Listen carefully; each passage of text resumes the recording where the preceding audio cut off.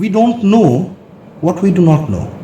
কেউ কারোর সাথে একমত হতে পারেন না, কেউ কারোর সাথে, এই ধরুন এক পক্ষ একটা কথা বললো, আর এক পক্ষ এমন একটা কথা বললো যে সত্যি সত্যি সেই পক্ষের কথাটাকে খণ্ডন করার মতোই, আবার কোনো পক্ষ এসে আবার সেইটাকে খণ্ডন করছে। সবাই সবাইকে না, মানে একটা টেন্ডেন্সি মানুষের মধ্যে হয়ে দাঁড়িয়েছে যে আমাকে খণ্ডন করতে হবে, মানে একটা অ্যানার্কিটা, মানে আমি, ও যেটা বলছে আমাকে সেটা ভুল প্রমাণ করতে হবে। এখানে তো বিবেকের অভাব। এই যে কিন্তু এই অভাবটা হচ্ছে এইভাবেই যে আমি তো জানি না যে আমার বিবেক নেই, এই যে আমি জানি না আমার বিবেক নেই, বিবেক আছে, মানে জাগ্রত নেই, মানে কথাটা হচ্ছে জাগ্রত নেই। যৌবন আসার মতো সেই পরিণতিতে এখনো পৌঁছনি অনেকে, যৌবন যেমন একটা বয়সে এসে গেলে এসে যায়, আমাদের মানসিকভাবে এখনো পশু স্তরে আছি আমরা বেশিরভাগ। তো এই মানে এইখানে বিবেকের জাগরণ বলুন বা বিবেকের যে অ্যাক্টিভ হওয়ার যে বিষয়টাকে, এই জায়গাতে কি আলোক একমাত্র আছে, একমাত্র, দুই মাত্র না, যে আমার দ্বারা অন্যের অনিষ্ট যেন না হয়, এটা হলো ফার্স্ট সূত্র। অন্যের উপকার হয় কিনা ইজ নট দি পয়েন্ট। আমি যার জন্য অনেক সময় অনেক বক্তৃতায় বলি, রোজ রাত্রে, আমার এটা শুনলে খানিকটা মনে হতে পারে বাচ্চাদের বোঝাচ্ছি ঠিকই, রোজ রাত্রে আমি আয়নার সামনে দাঁড়িয়ে জানি আমি আজকে সারাদিন কারো অনিষ্ট করিনি, এটা হলো প্রথম পাঠ। দ্বিতীয় পাঠ হলো আমি আজকে সারাদিন কারোর একজনেরও কোনো নিঃস্বার্থভাবে উপকার করেছি কিনা, এইটা হলো দ্বিতীয় পাঠ মনুষ্যত্বে আরোহণের। তৃতীয় পাঠ হলো আমার দ্বারা কখনো কারোর অনিষ্ট হচ্ছে কিনা, তৃতীয় পাঠ হয়ে গেল। এই হলো বিবেকের শিক্ষা, এই হলো বিবেকের শিক্ষা। এই তিনটে তুমি ভেবে দেখো। যিনি আবার শুনতে চান রিমাইন্ড করলেই তিনি পাবেন, আমি তাই রিপিট করছি না। তাহলে জায়গাটা কোথায়? জায়গাটা হলো নিজেকে ভালোবাসা, স্বার্থকে না। আমার যেন ত্রুটিহীন জীবন হয়, আমার যেন মালিন্যহীন জীবন হয়। এই যে নিজেকে ভালোবাসার না, আমি জগৎকে ভালোবাসতে পারবো। আমরা বলি নিজেকে ভুলে যাও, না, নিজেকে ভুলে তো সর্বনাশ হয়েছে। কিরকম? নিজেকে ভালোবাসতে হবে যাতে তোমার কোনো মালিন্য না থাকে। ঠিক স্নান করার সময় কি দেখো গায়ে যেন ময়লা না থাকে, ওই তোমার এই যে দেখালাম এই মুঠোটাও যেন ময়লা না থাকে, আমার সংকল্প বিকল্প যেন নোংরা না হয়, আমার বুদ্ধির প্রয়োজনীয়তা আমি কায়দা করে চালাকির দ্বারা না করি, আমার প্রাণবৃত্তিতে যেন কোনো লুপহোলস না থাকে, আমার হৃদয়ে যেন কোনো ভনিতা না থাকে, কারণ আমি বিবেককে আশ্রয় করে আছি। ভেরি ক্লিয়ার স্টেটমেন্ট, না বোঝার কোনো জায়গা নেই। ভাবতে হবে নিজের কাছে, একটুকু অ্যাবস্ট্রাক্ট নয় কথাটা, ভেরি ইজি প্রোগ্রাম। আমি গায়ে সাবান সময় পাশের ঘরের লোককে জিজ্ঞেস করে আমার গায়ে সাবান দেওয়া হচ্ছে কিনা ঠিক করে, ছোটবেলায় শিখে গেছি। এটা হলো শেখা, তাই প্রথম পাঠ, দ্বিতীয় পাঠ, তৃতীয় পাঠ। তুমি দারোয়ান হও, তুমি রাষ্ট্রপ্রধান হও, এই পাঠ সবার দরকার। তাহলে তো মানে এটা বলতে হয় যে আজকে ধরুন আমরা যে মানে অভাবে, মানে সামাজিকভাবে যে অভাবের মধ্যে রয়েছি, সেটা বলা যেতে পারে it is a lack of intention. কনসেন্সটাই অ্যাটিটিউডকে ঠিক করে। মানে এই যে নিজেকে ভালোবাসাটার, আমি নিজেকে ভালোবাসবো, এই যে ইন্টেনশনটা তৈরি হবে আমার, হয়ে যাচ্ছে আমি অজয় ভট্টাচার্যকে ভালোবাসবো না। নিজেকে ভালোবাসবো মানে আমার অ্যাটিটিউডকে ঠিক রাখবো, আমার পদক্ষেপগুলো যেন কর্দমাক্ত না হয়, আমার জন্য মালিন্য নিয়ে চলতে না হয়, আমার সংকল্প বিকল্প যেন কল্যাণ বোধ নিয়ে থাকে, আমার বুদ্ধির প্রয়োগ যেন নিষ্ঠ থাকে, আমার প্রাণের ক্রিয়া যেন কোন রকম ফাঁকি না থাকে, আমার হৃদয় বৃত্তির মধ্যে যেন স্বার্থ মালিন্য না থাকে। দিস ইজ কল্ড বিবেক। এই চারটে তখন এর দ্বারা চলবে। এবার যদি বলো এটা অ্যাবস্ট্রাক্ট, অ্যাবস্ট্রাক্ট যে ভাবছে তার জন্য অ্যাবস্ট্রাক্ট, তার মানে সে মনুষ্য চেহারা নিয়েও সে কিন্তু মানুষ নয়। রামকৃষ্ণদেবের কথা আমি এখানে আনতে চাইছিলাম না, হি ইজ টু বিগ। মানহুস হওয়া বলছে, মানহুস মানে মননে। অন্য প্রজাতির থেকে মনুষ্য প্রজাতির তফাৎ কি? অন্য প্রজাতির তো আহার, নিদ্রা, ইন্দ্রিয় ভোগ আর নিরাপত্তা সব আছে। বাঘও নিরাপত্তা খোঁজে, সাপও নিরাপত্তা খোঁজে, খোঁজে কিনা? এবং তাদেরও আহার নিদ্রা ইন্দ্রিয় ভোগ আছে, মানুষেরও আছে। তো মানুষ হয় মানুষ বেটা, মানুষের মনন আছে। মানুষ আহারটা কত রকম ভাবে রান্না করা যায় ভাবতে পারছে মনন প্রয়োগ করে, ভাগ পাচ্ছে না। মানুষ ঘরটা কিরকম সুন্দর করব, বাগানটা কিরকম করে সাজাবো ভাবতে পারছে মনন প্রয়োগ করে। তা আহার নিদ্রা, আমি কি করে সুন্দর শোবো, সিকিউর ভাবে শোবো, বাড়িটা কি করে পাহারা দেবো, পাঁচিল দেবো, সুতরাং ওগুলো ভাবতে পারছি, কিন্তু মননকেও প্রয়োগ করছে, নট লাইক বিস্ট। তাহলে মানুষ যদি তার এই মননকে শুধুমাত্র পশুর মতো যে কাজগুলো তাতেই আটকে রাখে, তাহলে শুধু বড় একটা পশুই, মননশীল পশু। মনুষ্যত্বটা কোথায়? ঠাকুর বললেন মানুষ। অর্থাৎ এই মনের ক্রিয়াটা, এখানে মননটাকে মনের জায়গায়, মন মানে মানুষ ক্ষেত্রের মন, মনের ক্রিয়াটা শুধু ওই এটা চাই, পশু ভাবছে এই ছাগলটাকে আমি খাবো, বা বুদ্ধিটা ভাবছে ধীরে পথে গিয়ে আমি ওখানে গিয়ে লাফাবো ওর গায়ে, প্রাণে ভাবছে শরীরের শক্তির ঠ্যাং ভাঙা থাকলে ভাবটা করতে যাবে না, হৃদয় ভাবছে কি ভালো করে জমিয়ে খাবো, ওর হৃদয় মধ্যে হলো খাওয়ার মধ্যে, জমিয়ে খাওয়ার মধ্যে। ও কারণ ওর বাচ্চাকে কিন্তু লালন করে সুন্দরভাবে, তার মানে হৃদয় বোধ আছে। নেই বিবেক, কারণ ইনস্টিংক্টে চালিত।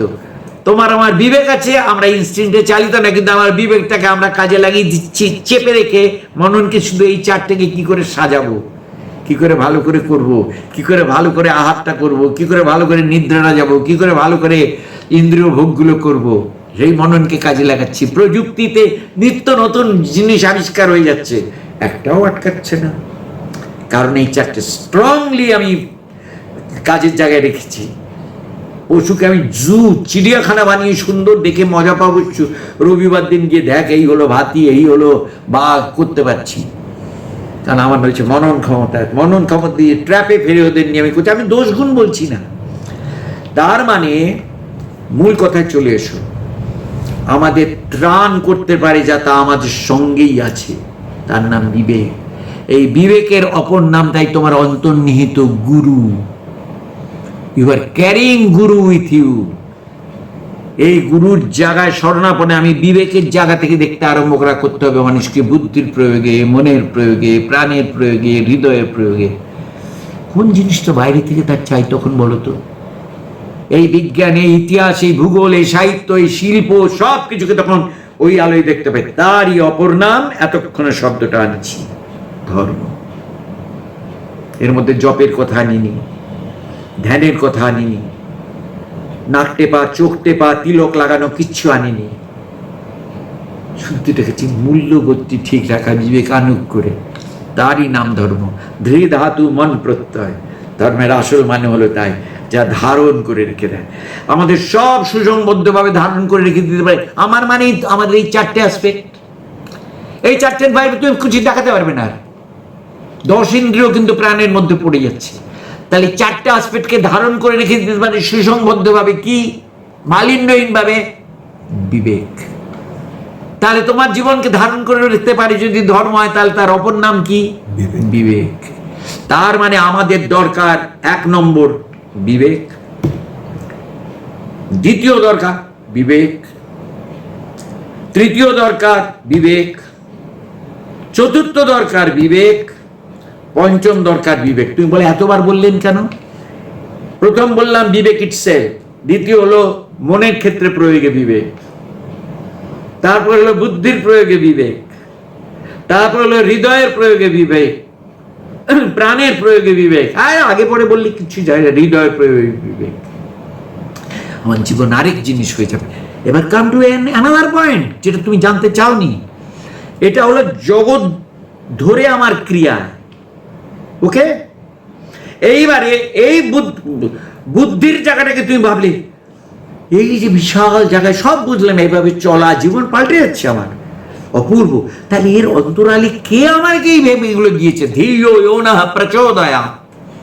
এই তাকালে তখন এই বুদ্ধির জায়গা দিয়ে বাইরে না তাকিয়ে ভেতরে তাকানোর নাম হলো জ্ঞান যোগ। মনের এই সংকল্প বিকল্প বাইরে না তাকিয়ে ভেতরের সংকল্প করে আমি আমার জায়গায় পৌঁছবো, হয়ে গেল ধ্যান যোগ। প্রাণের জায়গা থেকে সংকল্প করে আমি উদ্যম করব, এটাই করার জায়গা হলো শক্তি যোগ। হৃদয়ের জায়গা থেকে এই যে আমি ভালোবাসার জিনিস চাইতে, পরমকে ভালোবাসা নিয়ে যেমন, তার নাম হলো ভক্তি যোগ। আর বিবেককেই ইটসেলফ পাথেয় করে চলার নাম হলো কর্মযোগ। তাহলে আমি তোমার কাছে অ্যাংজাইটির জায়গাটাকে সামনে আনলাম, অ্যাংজাইটি থেকে বেরোবার জন্য বাইরের প্রয়োগে বুদ্ধি, মন, প্রাণ, হৃদয়, বিবেক প্রত্যেকটা নিয়ে দেখালাম। এবার এটাই অন্তর্মুখী করে কোন জায়গায় পৌঁছয় তাই দেখালাম। তাহলে হোল এবার খুব ইন্টিগ্রালি ব্যাপারটাকে ভাবো। বিবেক আমাদের যেমন বহির্জগতে মনুষ্যত্বে অধিষ্ঠান হতে পথ দেখায়, অন্তর্জগতে সে পরম বোধে জাগ্রত হওয়ার পথ দেখায়। এর নাম হলো পূর্ণ যোগ, পূর্ণ জীবন, পূর্ণতায় পৌঁছানো। বলে পূর্ণস্য পূর্ণমাদায় পূর্ণমেবাবশিষ্যতে। তাহলে মানে আগে তুমি বলো, তোমার কাছে অ্যাবস্ট্রাক্ট লাগলো আলোচনা? না, আমার কাছে লজিক্যাল লাগলো। লজিক্যাল তো তুমি লজিক ধরে বলছো, লজিকের অতীতের জায়গা আছে, লজিকে সেটা ধরা দিচ্ছে। হ্যাঁ। জিনিসটা লজিক্যাল না, জিনিসটা beyond logic. It is putting itself through me before you in through logic. লজিকের দ্বারা বাঁধা নয়, এটা লজিকের দ্বারা ধরা যাচ্ছে। জল দুভাগ হাইড্রোজেন এক ভাগ অক্সিজেনের ফর্মুলায় বাঁধা নয়, ধরা দিচ্ছে আমাদের কাছে দুভাগ হাইড্রোজেন এক ভাগ অক্সিজেন হিসেবে। আমরা জানছি, আমাদের ভাষায় বলছি দুভাগ হাইড্রোজেন এক ভাগে। আমি আমাদের ভাষায় তোমায় বিবেক তার মহাশক্তি নিয়ে আদি থেকে রয়েছে, নইলে কি করে এলেন বড় বড় ঋষিরা? বিবেকের প্রয়োগ ছাড়া, বিবেকের জায়গা ছাড়া। ধিয়ো ইয়ো নঃ প্রচোদয়াৎ, গায়ত্রী মন্ত্র কি করে হলো? আরম্ভে ওম ভূর ভুবস্সঃ, জাগতিক জড় জগৎ, প্রাণ জগৎ, মনোজগৎ সব উন্মিলিত হোক সত্যের আলোকে। বিবেক ছাড়া হয়? তার মানে বিবেক সব সময় রয়েছে। বিবেক ধরা দেয় বড় যে অতি সুন্দরী, সুন্দরী বললে মানে অন্য হয়ে যাবে। কেন সুন্দরকে নিয়ে বলছি না, এ ভোরের উষার মতো। ঘুম যার না ভোরে ভাঙলো সে ওই রূপ দেখতে পায় না। অরুণোদয়, এই যে আকাশটা লাল হয়ে যাওয়া, সে দেখতে পায় না। সে দুপুরে সূর্য উঠে গেছে, তুমি বলো ওটা তো দেখেছো, সূর্য ওঠার সময় যে কি সুন্দর চামচটা আকাশটা, না পিঙ্কিশ, না রেডিশ, না গোল্ডেন, একটা অদ্ভুত দেয়, সেটা দেখোনি? বলে আমাকে ডেকে দিও তো, ফটো তুলে দিও। বলো ফটো তুলে তুমি স্ট্যাটিক দশান দেখবো, ওটা যে কিরকম রূপান্তর হচ্ছে দেখতে পাবে না, তোমাকে দেখতে হবে। তাই ভেতরে ওরকম দেখতে হবে। একবার জেগে উঠলে বিবেক, তার আগের দশাটা ওই আমি পাল্টে যাচ্ছি, আমি পাল্টে যাচ্ছি অরিজিৎ।